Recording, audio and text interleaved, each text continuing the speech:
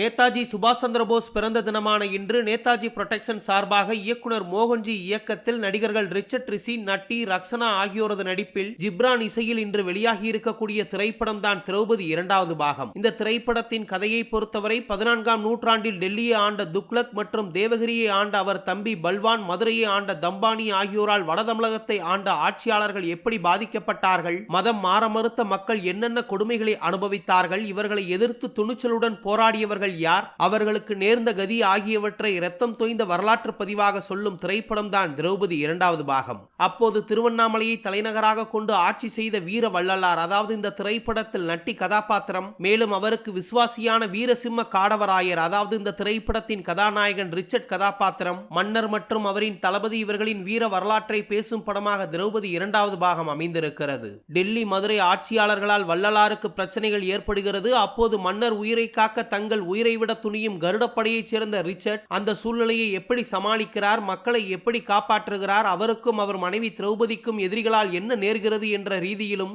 உண்மையான வரலாற்றில் கொஞ்சம் கற்பனைகளை கலந்து இந்த திரைக்கதையை அமைத்திருக்கிறார் இயக்குனர் மோகன்ஜி. மேலும் அந்த சமயத்தில் இருந்த அரசியல் நிலை, டெல்லி சுல்தான் துக்ளக் ஆசை, அதை நிறைவேற்ற அவர்கள் செய்யும் காரியங்கள், அவர் பிரதிநிதியாக தேவகிரி, மதுரையில் ஆட்சி செய்த முஸ்லிம் மன்னர்களின் மனநிலை, போர் சூழ்ச்சி, தண்டனை, துரோகம், வீரம் என பல விஷயங்களை திரௌபதி இரண்டாவது பாகம் பேசுகிறது. வீர வல்லாள மன்னர் கதாபாத்திரத்தில் கச்சிதமாக பொருந்தி இருக்கிறார் நடிகர் நட்டி. அவரின் நடை, உடை, ஆபரணங்களும் கனக்கச்சிதமாக நட்டிக்கு செட்டாகி இருக்கிறது. வசன உச்சரிப்பில் மட்டும் நட்டி நடராஜ் இன்னும் கவனம் செலுத்தி இருக்கலாம். மேலும் இந்த திரைப்படத்தில் பக்திமானாக திகழ்ந்த இவர் திருவண்ணாமலை கோபுரத்தை கட்டியிருக்கிறார். இவருக்கு மாற்று மத மன்னரால் ஏற்பட்ட அவநிலை, அந்த தண்டனை ஆகியவற்றை ஒரு கண்ணீர் கதையாக உருவாக்கி இருக்கிறார் இயக்குனர் மோகன்ஜி. வீரசிம்மன் என்ற தளபதி கதாபாத்திரத்தில் வரும் ரிச்சர்ட் நடிப்பு, சண்டை காட்சிகள், ராஜ விசுவாசம், எதிரிகளை புத்திசாலித்தனமாக அணுகும் விதம் ரசிக்க வைக்கிறது. ஆனாலும் அவரின் உடை மற்றும் தோற்றத்தில் இன்னும் கவனம் செலுத்தி இருக்கலாம் இயக்குனர் மோகன்ஜி. திரௌபதியாக ரிச்சர்ட் மனைவியாக வரும் ரக்ஷனா கதாபாத்திரம், அவர் வீரத்துடன் செய்யும் விஷயங்கள், கடைசி கட்டத்தில் அவர் பொங்குவது மெய்சிலிர்க்க வைக்கிறது. மேலும் வீர தமிழ் பெண்ணாக அவர் காண்பிக்கப்பட்டிருப்பது படத்திற்கு மிகவும் சிறப்பாகவும் அமைந்திருக்கிறது. வில்லன்களாக வரும் டெல்லி சுல்தான் சிராக் ஜானி, மதுரை தம்பானி தினேஷ் லம்பா, தேவகிரி சுல்தான் பல்வான் ஆகியோரின் நடிப்பு, அவர்கள் செய்யும் செயல்கள், வசனங்கள் ஆகியவை உண்மையிலேயே 3 பேர் மீதும் கடும் கோபத்தை இந்த திரைப்படத்தில் ஏற்படுத்துகிறது. அந்த அளவு தங்களது ஆக்ரோஷமான நடிப்பை அந்த திரைப்படத்தில் காட்டி மிரட்டி இருக்கிறார்கள். அந்த காலத்தில் ஆட்சியாளர்கள் எவ்வளவு கொடூரமானவர்களாக இருந்திருக்கிறார்கள் என்பதையும், தங்கள் எண்ணத்தை நிறைவேற்ற எப்படியெல்லாம் மக்களை ஆட்சியாளர்கள் கொடுமைப்படுத்தி இருக்கிறார்கள், மத மாற்றங்கள் எப்படி நடந்தன என்பதை படத்தின் திரைக்கதையில் விரிவாக விளக்கி இருக்கிறார் இயக்குனர் மோகன்ஜி. 14ஆம் நூற்றாண்டு கோட்டை, படைகள், அரண்மனை, போர், கோயில்கள் ஆகியவற்றின் கமலின் ஆர்ட் ஒர்க்கும் சுந்தரின் கேமரா ஒர்க்கும் மிகவும் தெளிவாகவும் அழகாகவும் காண்பிக்கப்பட்டிருக்கிறது. ஆக்சன் சுந்தரின் சண்டை காட்சிகளும் பட்ஜெட் காரணமாக சில இடங்களில் ஏமாற்றங்களை அளித்தாலும் ஓரளவு பிரம்மாண்டத்தை இந்த திரைப்படத்தில் காட்டியிருக்கிறார்கள். திரௌபதி இரண்டாம் பாகம் படத்தின் முக்கியமான நோக்கமே அந்த நூற்றாண்டில் இருந்த ஆட்சியாளர்களின் கொடூரத்தை, குறிப்பாக மதம் மாறுமாறு கட்டாயப்படுத்தியதை விவரிப்பதாக இருக்கிறது. மதம் மாற எப்படியெல்லாம் மிரட்டப்பட்டார்கள், மதம் மாறினால் வரிகட்ட வேண்டாம் என்று ஆசை வார்த்தைகள் காண்பிக்கப்பட்டு